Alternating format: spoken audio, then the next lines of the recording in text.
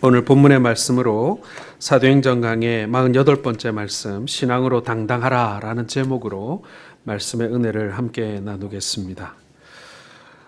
사도행전 강해가 거의 다 끝나갑니다.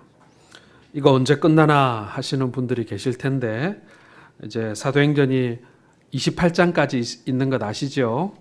예, 아마도 8월 말이면은 8월 말이니까 얼마 안 남았네요. 그렇죠? 아마도 9월 중으로는 사도행전이 이제 끝날 것 같습니다. 여러분 그동안 사도행전을 함께 살펴보시면서 여러분들은 어떤 것을 생각하시고 어떤 것에 은혜를 받으셨는지 모르겠습니다. 저는 개인적으로 사도행전 말씀을 살펴보면서 많은 은혜를 누렸습니다마는 그 가운데에서 저에게 가장 많이 다가왔던 것은 아름다운 그리스도인들의 이야기, 우리 신앙의 선배들을 만났던 것이 저는 가장 큰 은혜였고 감동이 되었습니다. 자, 사도행전에는 신앙의 사람들을 많이 이야기하고 있는데 구체적으로 나눠보면 세 부류의 사람들로 구분해 볼 수 있습니다. 첫 번째가 베드로를 비롯한 120명의 첫 번째 증인들, 제자들입니다. 마가 요한의 다락방에 성령이 임하실 때 120명의 제자들이 성령을 받고 그리고 예루살렘 교회가 시작되게 됩니다. 베드로를 비롯한 사도들 그리고 120명의 제자들, 이 사람들이 바로 첫 번째 신앙의 사람들이죠. 그리고 사도행전에 나오는 두 번째 사람들은 누구냐면 베드로의 설교와 사도들의 증언을 듣고 이제 믿게 된 예루살렘 교회의 성도들입니다. 아름다운 초대교회 공동체를 만들어갔던 이 믿음의 개척자들의 이야기인데 특별히 주목할 사람은 우리가 잘 아는 스데반 집사와 그리고 7 집사들의 이야기입니다. 그 사람들이 이 사도행전의 한 편을 이렇게 장식을 했죠. 그리고 세 번째 신앙의 인물들은 복음을 땅끝까지 전하기 위해서 나아온 사람들입니다.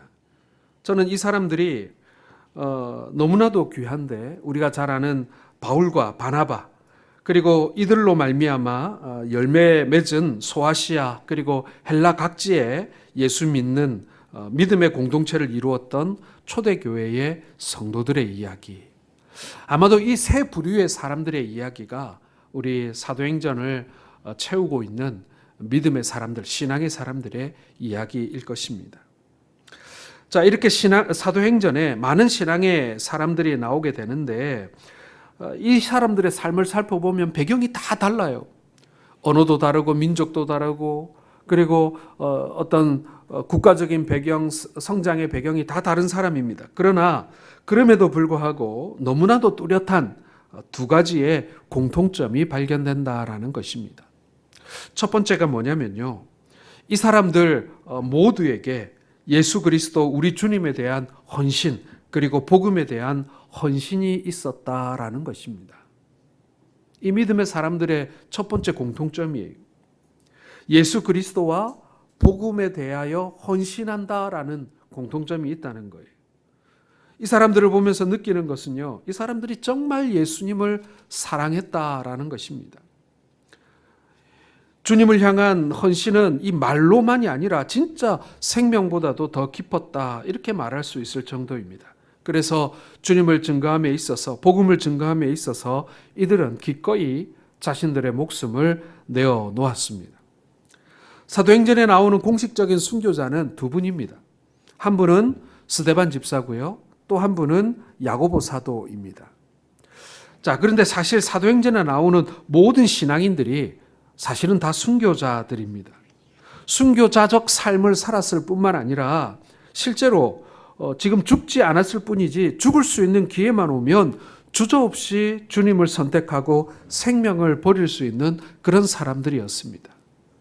사도행전은 기록되어 있지 않지만 사도행전 이후에 이 교회사를 살펴보게 되면 사도행전에 등장했던 많은 초대교회 성도들이 순교를 마다하지 않았다라는 사실을 알 수가 있습니다.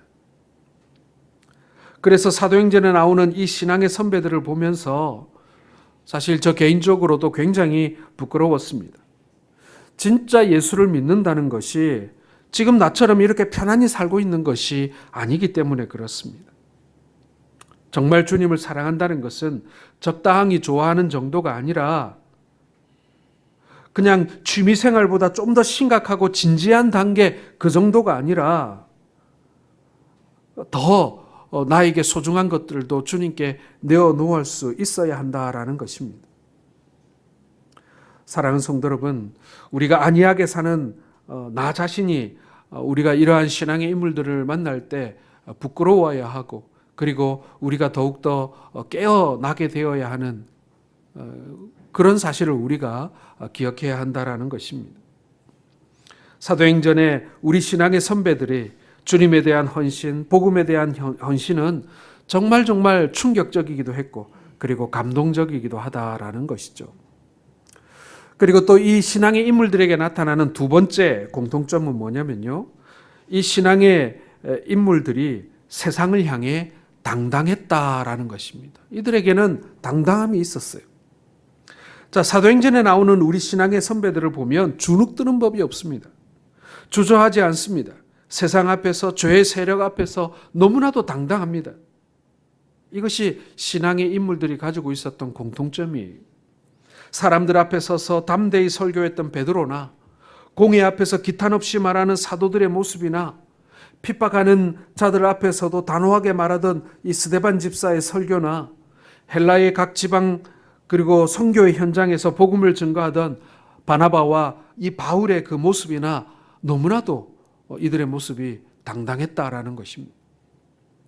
문화가 어떠하든지, 아테네 문화가 아무리 화려하고 물질 문화가 아무리 발전하고 예술이 기가 막히고 지식이 나름대로 뛰어나다 할지라도 그것과 상관없이 상대방의 권력이 어떠하든지, 그들의 감정이 적대적이라 할지라도, 그냥 비판적인 것이 아니라 심지어 돌을 들어 치려고 하는 그런 상황이라고 할지라도 이들은 당당했다라는 것입니다.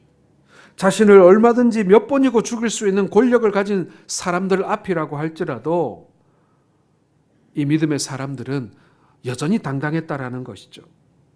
자신들이 그리스도인이라는 것과 복음을 가지고 있다라는 그 한 가지 때문에 말입니다. 이것이 바로 성경에 나오는 우리 신앙의 선배들의 모습이라는 것이죠. 여러분, 그렇습니다. 이것이 신앙이지요. 신앙인은 이렇게 당당해야 합니다.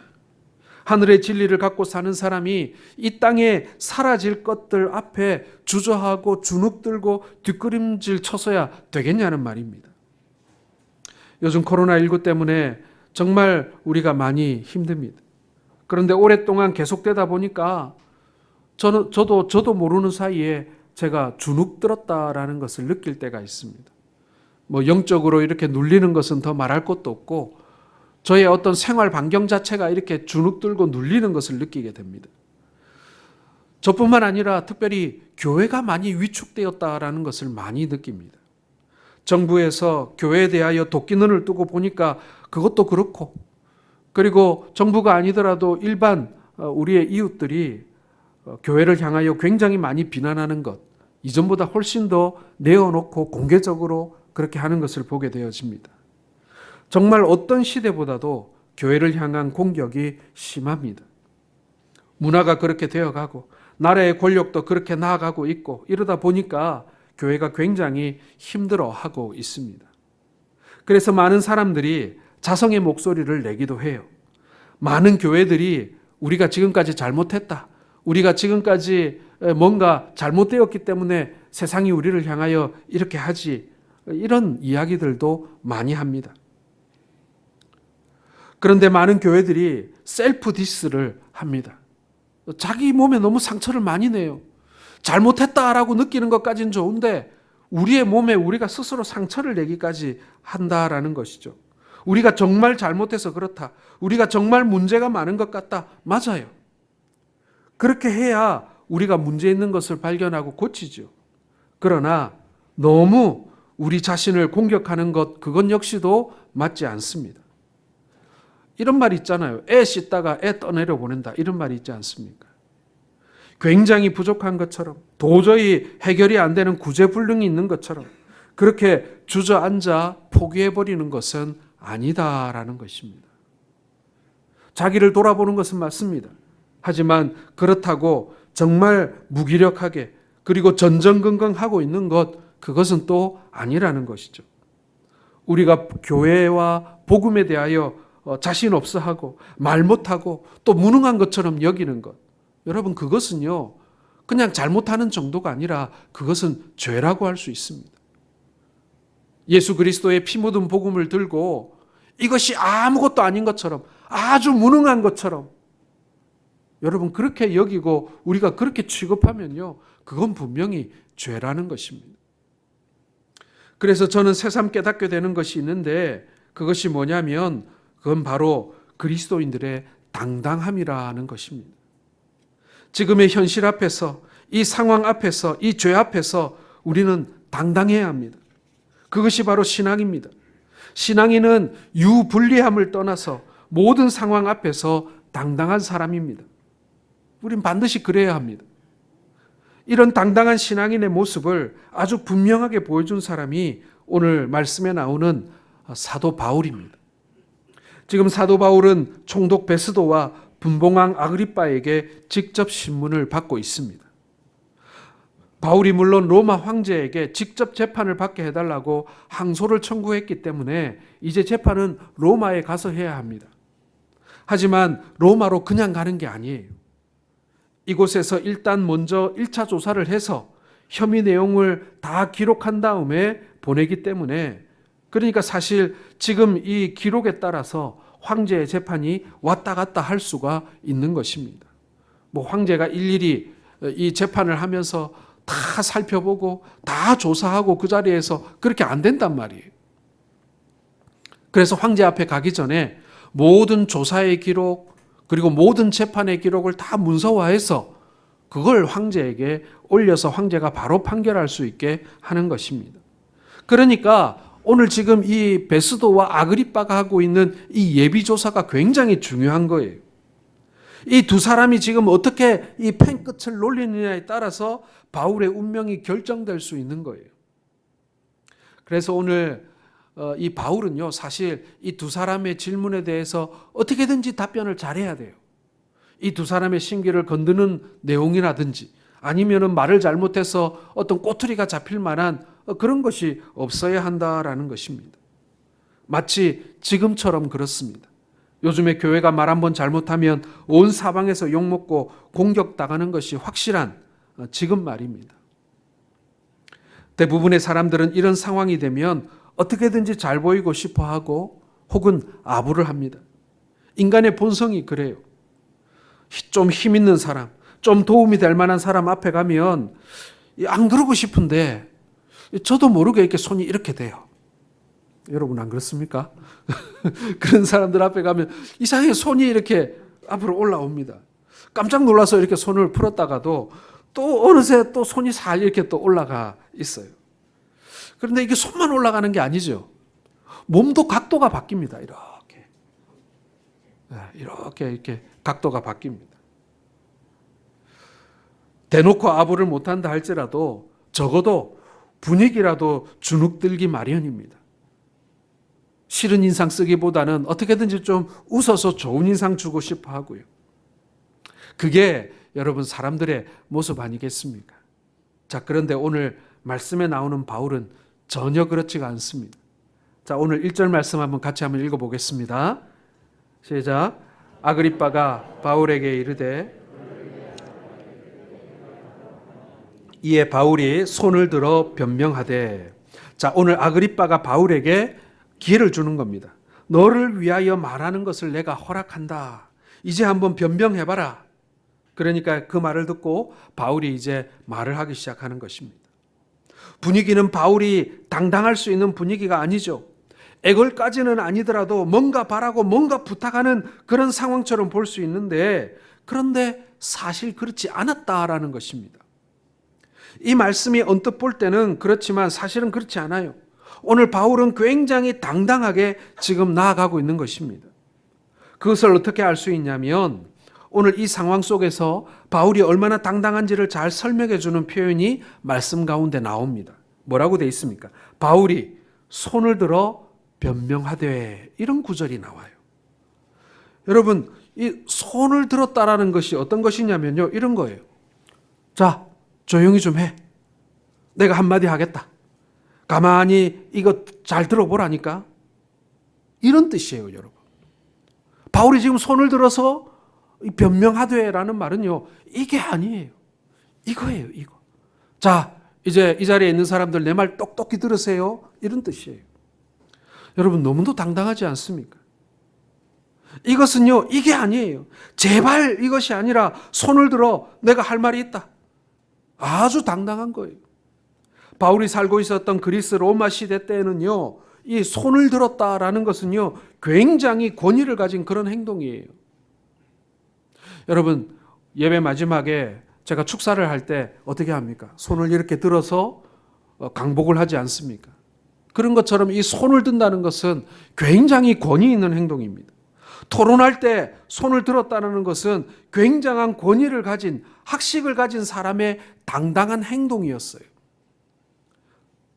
그런데 여러분, 어떻게 이럴 수 있습니까? 지금 앞에 앉아 있는 사람은 분봉왕 아그리빠였고요. 그리고 로마의 총독이었던 베스도였습니다.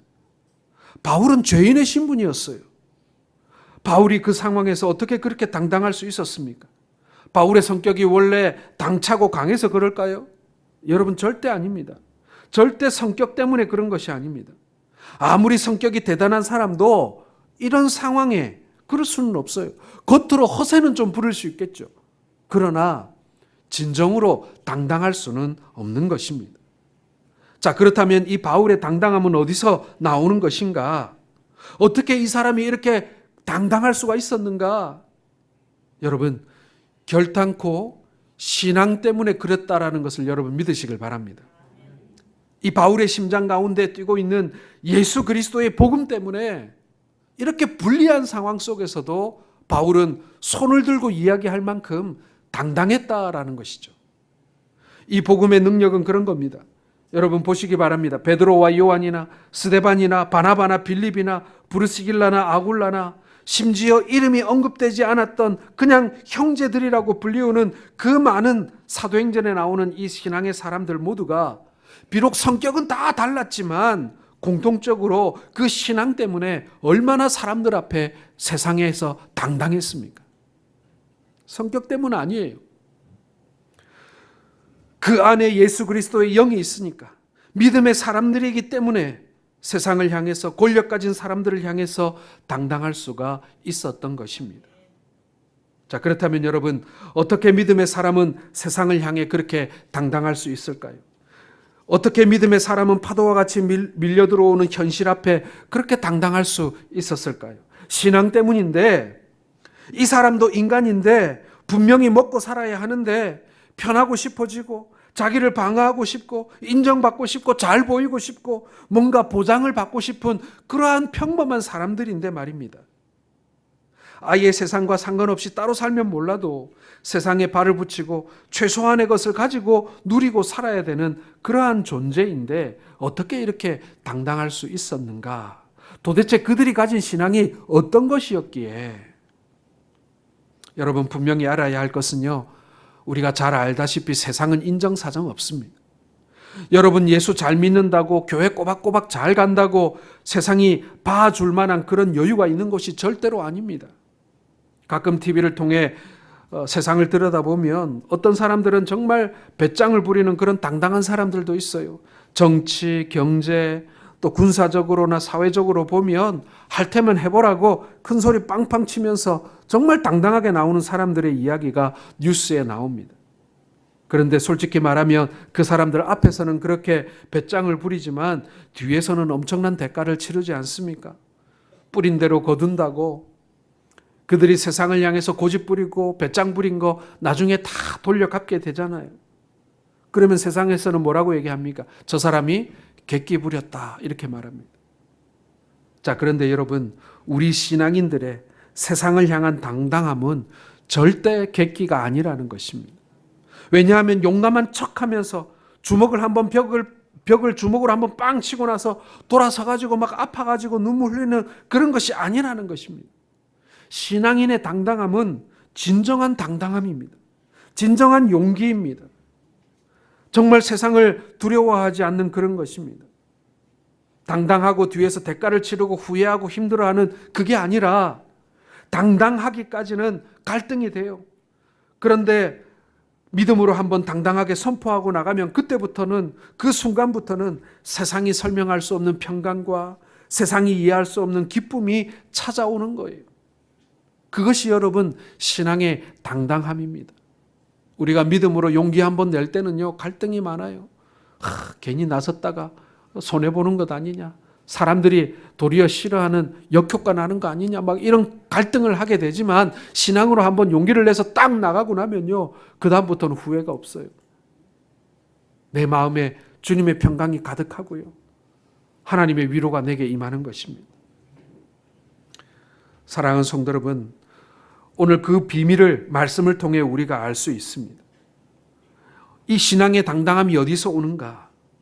자, 오늘 말씀드린 대로 오늘 말씀은 그 당시 상황에서 최고의 세상 권력을 가진 로마 총독 베스도와 분봉왕 아그리빠 이 두 사람 앞에 선 바울의 이야기입니다. 그 당시 그 지역에서 양대 세력이었습니다. 물론 그 당시 전 세계를 이 로마 황제가 쥐락펴락하고 있는 시대였던 것은 분명해요. 그러나 그것은 전체를 말하는 것이고, 이 유대 땅, 이 땅에 딱 한정시켜 보자면 그렇잖아요. 이 땅에서는 아그리빠와 베스도가 최고인 거예요. 이들이 그 땅을 살아가는 사람들의 이 목숨을 쥐고 있는 거예요. 거기에 이 양대 세력이 한 자리에 있는데 그 앞에서 너무나도 당당했던 사람이 사도 바울입니다. 자, 그 모습을 보면서 우리 신앙인의 당당함의 비밀을 볼 수 있습니다. 어떻게 그렇게 당당할 수 있는가? 첫 번째로 여러분, 모든 믿음의 사람에게는 간증이 있기 때문에 그렇다라는 것입니다. 여러분, 우리는 간증이라고 하면 흔히 이 간증 집회를 떠올립니다. 그래서 간증 그러면 아주 은혜로운 이야기, 또 아주 극적인 이야기, 어떨 때는 막 눈물이 나는 그런 드라마틱한 이야기를 떠올립니다. 저는 어릴 때부터 이 간증 집회 하면 제일 먼저 떠올랐던 생각이 뭐냐면, 오늘 저녁 예배 길겠네. 그게 제 첫 번째 느낌이었어요.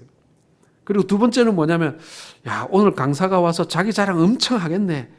이게 제가 가지고 있는 이 간증 집회에 대한 선입견이었어요. 자, 이 모든 선입견을 다 내려놓고요, 우리가 간증이라고 하는 그 자체를 우리가 제대로 한번 정의해 보자면요, 여러분, 모든 간증은 십자가를 통과한 이야기다라는 것입니다. 여러분, 제대로 된 간증은요, 십자가를 통과한 사람들의 이야기예요. 그게 진짜 간증이에요. 뭐 자기가 성공한 얘기 그거 하는 거 아니에요. 간증은 절대로 로또 맞은 이야기가 아닙니다. 절대로 극적인 놀라운 일들이 있어서 간증이 되는 것이 아닙니다. 안타깝게도요, 이 많은 간증을 하는 사람들이요, 처음에 시작할 때는 진짜 자기 간증을 하는데 간증 집회 한 번, 두 번, 20번, 30번 넘어가면요, 거기 살이 하나씩 조금씩 붙어요. 그래, 제가 그걸 어떻게 아냐면요, 제가 유명한 분의 이 활동 초기에 간증 집회를 딱 들었는데 한 5년, 6년 지나서 그분 간증 집회를 또 한 번 들었는데 얘기가 바뀌어 있는 거예요. 얘기에 살이 엄청 많이 붙어 있어요. 예, 집회를 하면서 얘기에 살이 붙고 또 조금씩 각색하고 이렇게 되어가는 거예요. 여러분, 이 간증은요, 이렇게 드라마틱하고 이렇게 막 사람들이 와 할 만한 그런 이야기만 간증이 아니라는 것입니다. 모든 간증은 외롭고 고통스러운 갈보리의 길을 지나 십자가를 통과한 이야기입니다. 그래서 십자가를 통과한 이야기라고 한다면 그것은 예수 그리스도를 만나면서 세상을 향하여는 죽고 그리스도를 향하여는 다시 살게 된 이야기라는 얘기예요. 그게 진짜 간증입니다. 때문에 모든 간증은 결국 자기가 어떻게 죽었는가 하는 이야기예요. 팔팔 살아서 세상에서 그냥 내 마음대로 살던 내가 십자가에서 어떻게 죽었는가에 관한 이야기가 바로 이 간증이라는 거예요. 이것이 아니면 다 자기 자랑이에요. 극적이거나 드라마틱할 필요가 없습니다. 그냥 말씀에 잔잔한 체험을 했거나 혹은 찬양하다가 혹은 기도하다가 문득 깨달으면서 경험하기도 하는 것입니다. 여하튼 자기 십자가에서 죽는 바로 그 은혜의 이야기가 간증이라는 것이죠. 오늘 말씀 가운데 9절에서 23절까지의 말씀은 정말 위대한 간증입니다. 바울이 한 이 간증은요, 이 사도행전에서 벌써 세 번째 소개되는 이야기입니다. 그런데 들어도 또 은혜가 되죠. 여러분, 바울의 간증 우리 잘 알잖아요. 제자들을 핍박하다가 다메섹 도상에서 예수님 만나서 앞 못 보다가 보게 되고 이제는 복음의 일꾼이 되었다라는 이 바울의 스토리를 알잖아요. 자, 이 스토리가 왜 은혜가 됩니까? 그리스도인을 핍박하던 자가 뒤집어져서 예수를 위해 목숨 거는 전도자가 되었다. 이 이야기가 너무 드라마틱하지는 않습니까?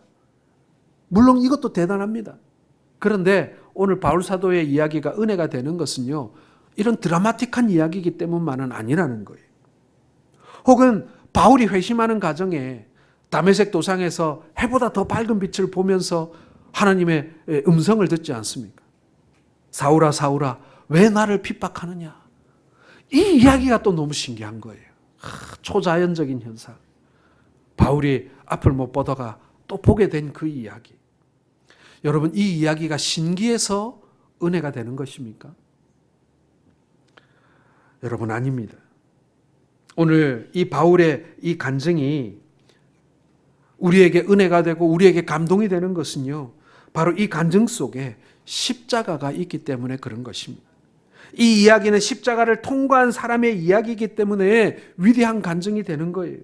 원래 바울은 완전 자기로 똘똘 뭉친 사람이었습니다. 자기 아집, 컴플렉스, 도구마, 자기 고집, 자기 감정, 그리고 자신감, 이런 것들로 꽉 채워져 있던 사람이 사울이거든요. 그랬던 사울이라고 하는 한 인간이 예수 그리스도를 만나면서 자신을 핍박한 나를 위하여 이미 십자가에서 죽으시고 다시 사신 그분을 만나면서 그분 앞에 꼬꾸라졌단 말이죠. 바울은 바로 그 십자가의 주님과 함께 죽는 것입니다. 그러면서 십자가의 주님과 함께 죽고 그리고 자기 안에 이제 예수 그리스도로 살게 된 바로 그 이야기, 여러분, 바로 그 이야기이기 때문에 오늘 이 바울 사도의 간증이 우리에게 감동이 되는 것입니다. 여러분, 사도행전에 보면 말씀드린 것처럼 이 바울의 회심의 이야기가 3번 나옵니다. 그런데 그 3번 중에 2번은 바울이 직접 자기 입으로 간증한 것이고요. 첫 번째 나오는 것은 사도행전을 기록한 누가가 바울의 이야기를 소개한 것입니다. 자, 그런데 이 3번의 이야기가 대부분 같은 이야기입니다. 하지만 약간의 차이가 있어요. 상황에 따라 그리고 듣는 대상에 따라 조금 차이가 있는데 오늘 말씀에 나오는 우리가 읽었던 이 사도행전 26장에 나오는 이 3번째 이야기, 이게 3번째 간증이거든요. 이 3번째 이야기, 아그리빠 왕과 총독 베스도 앞에서, 즉 세상의 권력 앞에서 바울이 간증하고 있는 이 이야기는 다른 곳에서 나오지 않은 몇 가지 중요한 것이 새롭게 소개되고 있습니다. 자, 오늘 14절을 한번 같이 읽어보겠습니다. 시작. 우리가 히브리 말로 이르되 사울아 사울아 내가 어찌하여 나를 박해하느냐 가시채를 뒷발질하기가 내게 고생이니라. 여러분, 여기서 다른 앞에 2번의 간증에서 나오지 않았던 주님의 말씀이 나오고 있는데 그게 뭐냐면 가시채를 뒷발질하기가 내게 고생이니라 라는 말씀이 여기에만 나옵니다. 자, 사울은 이 말을 들었다라고 소개하고 있어요. 자, 그런데 이 말 속에는요, 그동안 예수 없이 살아온 이 사울이라고 하는 한 인간의 삶이 이 바울이라고 하는 자기의 삶의 모든 이야기가 이 짧은 문장 안에 다 들어있는 거예요. 사울은 정말 열심히 살았거든요, 나름대로. 그런데 그게 어리석은 짓이었다라는 것입니다. 노새나 말, 소 같은 짐승을 앞으로 가게 하려고 주인이 뒤에서 가시채로 쿡쿡 찌릅니다. 그런데 그것이 싫어서 짐승이 뒷발질을 막 하는 거예요. 자, 그런데 여러분, 그런다고 그게 사라지지 않지 않습니까? 결국 애쓰고 성질 부릴수록 자기 엉덩이에 상처만 늘어갑니다. 스스로 아픔밖에 남지 않는 인생, 허무한 삶, 헛된 열정에 대해서 오늘 바울은 그대로 다 이것으로 표현하고 있는 것입니다. 가시채를 뒷발질하기가 내게 고생이니라. 여러분, 이 주님의 이 한마디 속에는요, 사울이 살아온 삶이 어떤 삶이었는가가 담겨 있을 뿐만 아니라 동시에 이런 고백이 들어있는 거예요. 내가 잘못 살았다. 그동안 나는 정말 잘못 산 사람이었다. 나는 정말 헛된 삶을 살았다. 헛된 것을 추구하고 헛된 목표를 가지고 그것도 모르고 열심히 살기만 하면 되는 줄 알고 이를 악물고 살았다. 여러분, 이런 고백이 이 주님의 말씀 속에 들어있었던 거예요. 그걸 주님이 짚어준 거예요. 사울아, 네가 진짜 열심히 살았지만 방향이 틀렸어. 헛된 것에 그렇게 네가 달려갔던 거야. 주님이 가르쳐 주신 거예요. 그러니까 내가 예수 그리스도를 만나고 믿게 된 것은 다른 것이 아니라 그렇게 헛되게 살았던 그 옛사람이 십자가에서 죽어버린 이야기라는 거예요. 오늘 그 얘기를 최고의 권력자들에게 얘기하고 있는 거예요. 당신들도 그 권력 가지고 세상을 제대로 살고 있는 것처럼 그렇게 생각되지만 아니다. 알고 보면 다 헛되더라. 그 예수님과 함께 예수님의 십자가에 내가 죽으면서 내 자아가 죽고 내 옛사람이 죽고 그리고 세상을 향한 내 모든 마음이 다 죽어버렸다라는 거예요. 그동안 세상적 성공을 이루려고 뭔가 자기 것을 성취하려고 그렇게 아등바등했던 것, 그것이 정말 아니라는 것을 깨닫고 십자가에 그걸 못 박아 버리고 그 세상이 자기 자아가 다 십자가에 죽어버리고 새로운 피조물로 태어난 사건이라는 것이 바로 이 말씀 속에 들어있는 것입니다. 그러니까 이런 은혜를 받은 사람이 세상 앞에서 비굴할 필요가 없는 것이죠. 이미 죽은 자가 무엇을 바라고 두려워하고 아부하고 갈망하고 몸부림치고 분노하겠습니까? 여러분, 전쟁 영화 보시면요, 전투 장면을 보면 막 사람들이 죽기 살기로 싸우고 살겠다고 몸을 숨기기만 하는 사람도 나오고 멘붕이 와서 멍하니 서 있는 사람, 또 전우가 쓰러지니까 막 눈이 뒤집어져서 분노하는 사람 막 난리지 않습니까? 전투하는 장면을 보면. 그런데 그 전투 중에도 아주 평온한 사람이 있습니다. 전투 중에도 아무 갈등이 없는 사람이 있어요. 누군 줄 아십니까, 여러분? 이미 죽은 사람. 죽은 사람은 아무리 전투가 치열해도 그냥 평안하게 누워 있습니다. 여러분, 이미 우리는 죽은 사람들입니다. 이미 우리는 십자가에서 죽은 사람들입니다. 여러분, 죽은 자가 무엇이 두렵겠습니까? 죽은 자가 무엇에 갈등하겠습니까? 세상이 미련이 없는데, 이미 영생을 얻은 천국 백성인데, 여기서의 삶은 그저 덤으로 사는 인생인데, 우리가 그 덤으로 사는 인생에 무엇을 그렇게 더 갖겠다고 아둥바둥하며 살겠느냐 하는 것입니다. 여러분, 이런 간증이 오늘 바울에게만 있습니까? 아니지요. 예수 그리스도를 주로 고백하고 구원받아서 하나님의 자녀가 된 모든 그리스도인들에게 이런 간증이 있는 줄로 믿으시길 바랍니다. 여러분, 그리스도인 가운데요, 이런 간증이 없는 사람 한 명도 없어요. 왜냐하면 그리스도인이 된다는 것은요, 예수 그리스도를 자신의 구주로 고백하는 것 아닙니까? 여러분, 구주가 뭐예요? 구원하실 주님 아닙니까? 사랑하는 성도 여러분, 지금 나에게 구원이 필요하다는 얘기예요. 나는 지금 죽어가고 있으니 살려달라는 얘기예요. 지금 나에게는 문제가 많다는 것입니다. 잘못 살아왔다는 것 아닙니까? 그동안 살아왔던 모든 삶을, 그런 모든 세상을 다 부정하면서 다 내려놓고 말이죠. 그러면서 이제 나를 도와달라고 말하는 것입니다. 가끔 교회생활 오래 한 분들 중에 그런 말을 하는 분들이 있어요. 예전에 예수 믿기 전에 참 좋았는데 마시고 먹고 그래도 괜찮고 내가 가고 싶은 데 가고 내가 하고 싶은 것 하고 다 했는데, 그런 말 같지 않은 자랑을 하는 분들이 가끔 있어요. 그러면 저는 한마디 하고 싶어요. 그럼 왜 믿었어요? 그냥 그렇게 살지. 여러분, 그때가 좋았을 리가 없어요.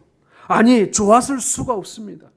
그러니까 예수 그리스도를 구주로 고백하면서 자기의 지난 삶을 다 부정하고 예수님을 구주로 영접하고 옛사람 다 죽여버리고 이제 새로운 사람으로 태어난 것 아니겠어요? 말은 그렇게 하지만 그때가 좋았으면 예수를 왜 믿었겠어요? 사랑하는 성도 여러분, 지난번에 말씀드린 페니 크로스비의 여사의 찬송처럼 이것이 나의 간증이요 이것이 나의 찬송일세.